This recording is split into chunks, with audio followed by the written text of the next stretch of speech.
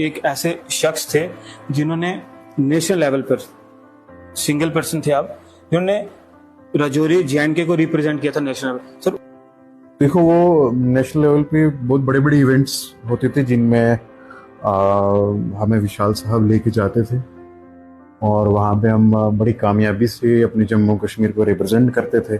Schooling मेरी उतनी अच्छी नहीं हुई है, स्कूलिंग बहुत ख़राब हुई है। वो गांव के स्कूल्स होते हैं, वहाँ पे आपको पता है कि आज नहीं कई जगहों पे स्कूलिंग अच्छी, तो एक टाइम जब 2005-6-7 में कहीं इतना अच्छा स्कूलिंग हुआ हो। आपके हिसाब से अभी डायरेक्टली और इनडायरेक्टली कितनी चाइल्ड लेबर जो है वो इसमें एंगेज है? वो क्या करते हैं कि गाँव से बच्चों को लाते हैं, गाँव से बच्चों को लाया, फिर उनको अपने घर पे काम करवाते हैं। वही ऑफिसर्स भाषण भी दे रहे होते हैं, वही ऑफिसर्स लेक्चर भी दे रहे होते हैं कि चाइल्ड लेबर मत करो। सर, हमने आपको बड़ी बार सोशल मीडिया पर भी देखा, जो लोग हम देखते हैं सोशल मीडिया पे मोटिवेशनल स्पीचेस देते हैं, बट हमने आपको यहाँ तक देखा, आप रिमोट एरियाज में जाते हैं, वहाँ के बच्चों से जब आप मिलते हैं, वहाँ के स्टूडेंट्स से जब आप मिलते हैं, वहाँ के लोगों से जब आप मिलते हैं। पर आपने देखा होगा ना, हमारे बहुत बड़े ज्ञानी लोग, बड़े इंटेलेक्चुअल लोग ये कहते हैं कि बच्चे जो हैं ये देश का भविष्य है। तो वही भविष्य जो है फैक्ट्री में अगर आपको काम करता मिलेगा एक बड़ी वर्स्ट कंडीशन में, खराब पोजीशन में, वही भविष्य अगर आपको कहीं किसी के यहाँ बाल मजदूरी में मिलेगा, मजदूरी करता मिलेगा, तो वो फिर भविष्य तो नहीं ना हुआ। देखो, पॉवर्टी मैंने आपको बोला एक रीजन है। अगर आपके पास इकोनॉमिकल सोर्सेज नहीं है, आपको अपनी डेली नीड्स पूरी करने के लिए, खाने पीने के लिए, 2 टाइम का खाना खाने के लिए आपको पैसे चाहिए, तो डेफिनेटली आप इस तरह की लाइन में जाएंगे। जो आपने कहा कि ये लोग काम करा रहे हैं, मैं रिक्वेस्ट करता हूँ कि अगर ऐसा कुछ सीन है यहाँ पे हमारी डिस्ट्रिक्ट राजौरी में, तो उसको प्रॉपरली इन्वेस्टिगेट किया जाए और देखा जाए कि कहाँ कहाँ बच्चों से जो है वो इस तरह के काम कराए जा रहे हैं, कहाँ कहाँ बच्चे जो हैं चाइल्ड लेबर में एंगेज किए हुए हैं। तो वो एक मैटर ऑफ इन्वेस्टिगेशन है, उसमें प्रॉपर इंक्वायरी होनी चाहिए और उन बच्चों को जो है वो वहाँ से हटाकर प्रॉपर मेन स्ट्रीम में लाना चाहिए, ताकि वो एजुकेशनली कुछ उनको थोड़ी अवेयरनेस आए कि हाँ भाई, lots of opportunities for them. क्या लगता है कि अभी तक क्या ऐसे केसेस कुछ सामने आए या सॉल्व हुए? हमारे यहाँ मैं आपको बताऊं कि क्राइम ही इतना है कि यहाँ आप रोज सुनोगे कहीं मर्डर हो रहा है, कहीं डकैती हो रही है और कहीं ड्रग्स रिकवर हो रहा है।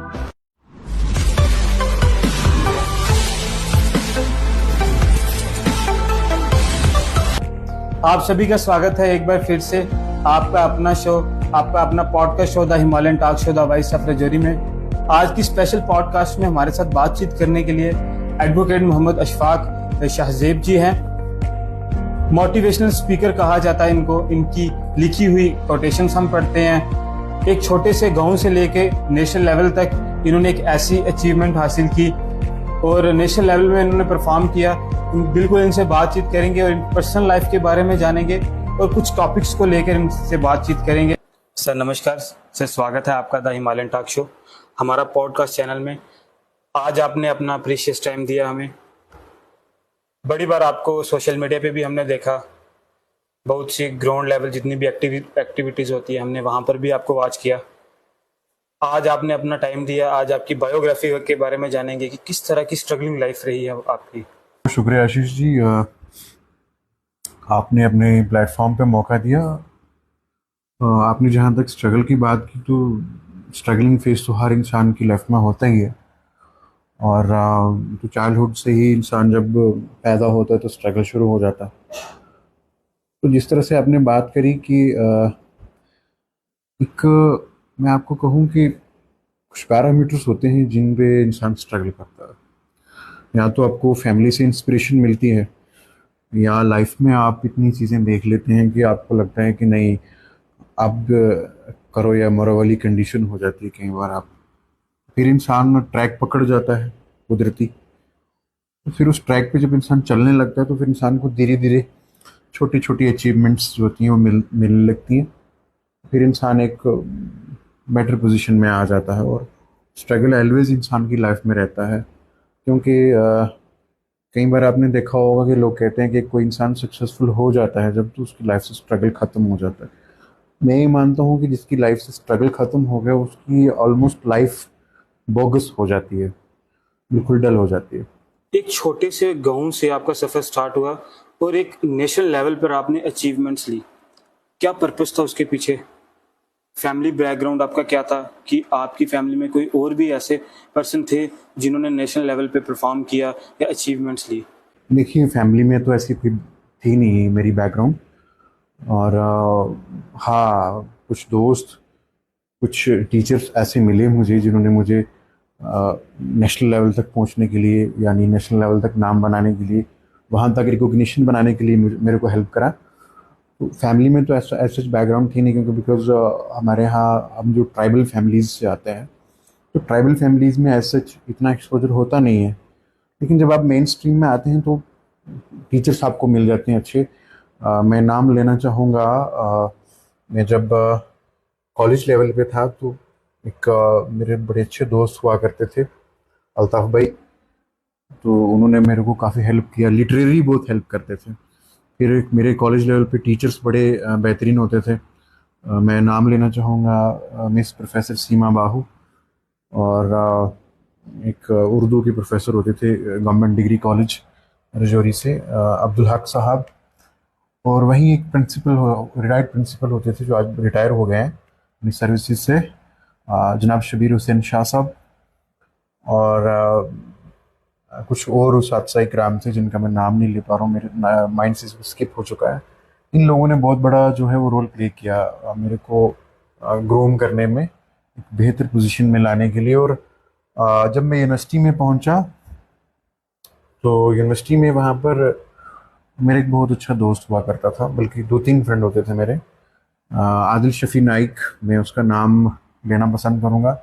अगर वो देख रहा है ये आपका पॉडकास्ट तो मैं उसको हेलो भी कहूँगा, और मैं उसको कहूँगा कि शुक्रिया यार, जितना आपने मुझे इनकरेज किया था लाइफ में, जितना मुझे इंस्पायर किया। आप जब मेरी कोई राइटअप्स, कोई मेरी स्टोरी या कोई मेरी कोटेशन या मेरी कोई चीज़ पढ़ते थे तो आप मुझे बहुत ज़्यादा अप्रिशिएट करते थे।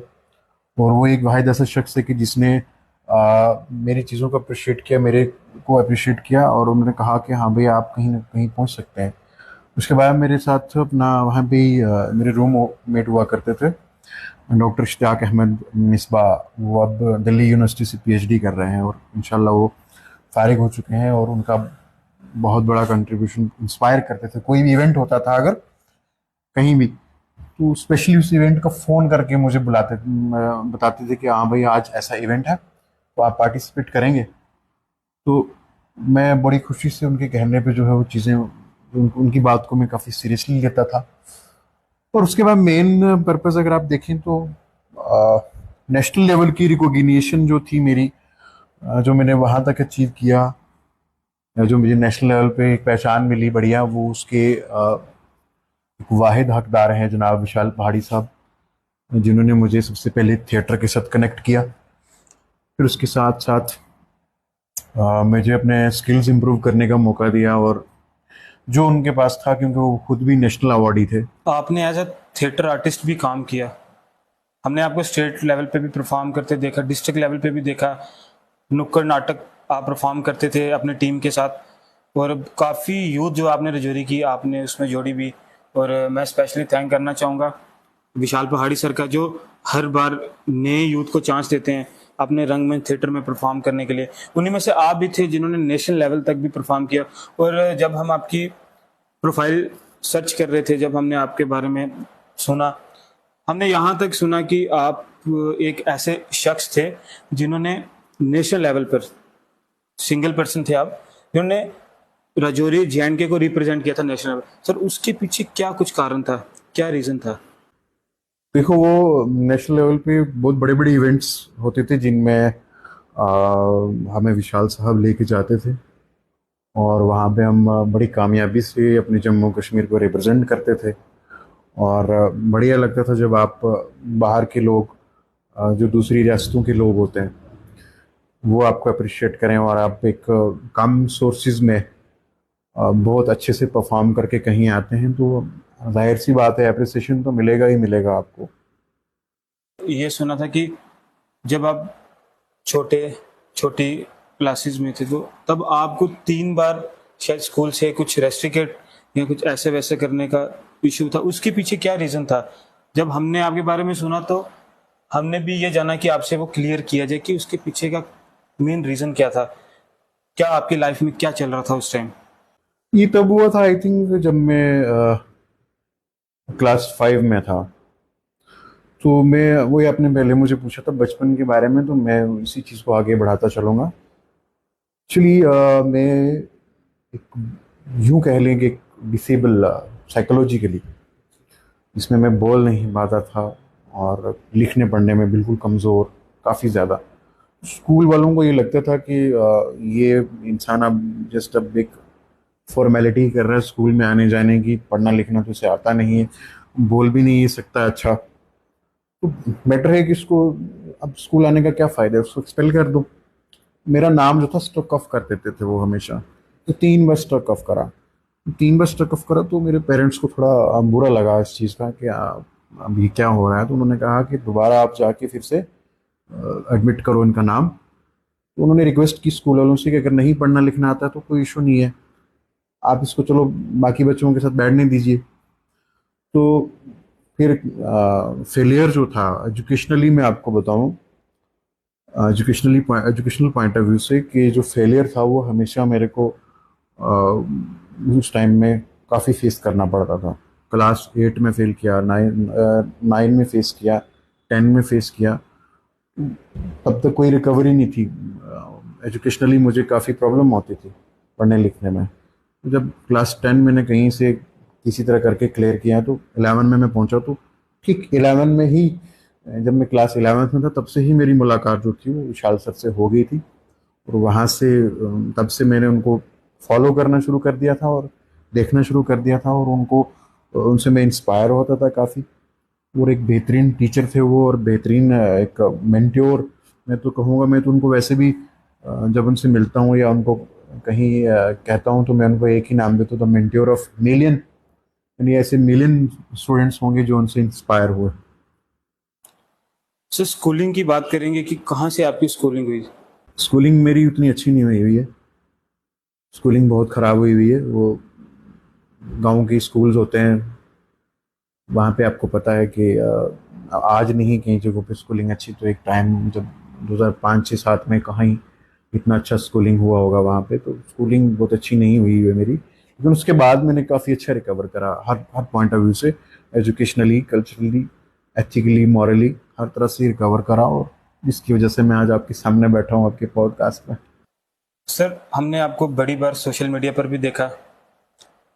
जो लोग हम देखते हैं सोशल मीडिया पे मोटिवेशनल स्पीचेस देते हैं, बट हमने आपको यहाँ तक देखा है, आप रिमोट एरियाज में जाते हैं, वहाँ के बच्चों से जब आप मिलते हैं, वहाँ के स्टूडेंट्स से जब आप मिलते हैं, वहाँ के लोगों से जब आप मिलते हैं, तो वहाँ पर आपको एज अ गेस्ट लेक्चरर बुलाया जाता है मोटिवेशनल स्पीचेस के लिए।